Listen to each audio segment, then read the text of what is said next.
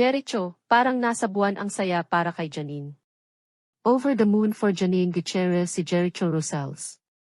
Ito ay matapos ngang mag-comment ang aktor sa post ni Janine na dream come true para sa actress ang mapabilang ang kanilang pelikula sa Venice Film Festival.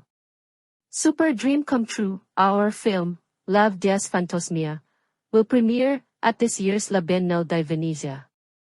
So grateful and happy and honored to be part of this film.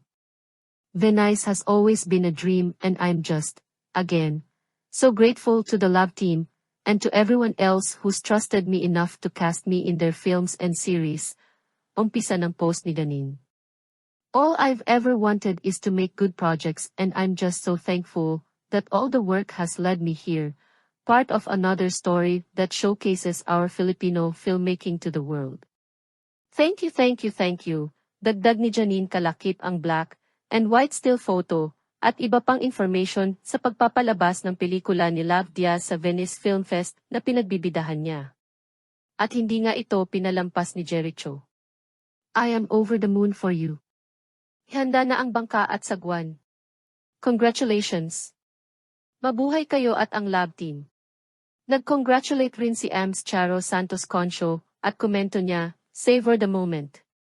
May mga sighting nga sina Janine and Jericho though wala silang sinasabi pero parang sila na raw.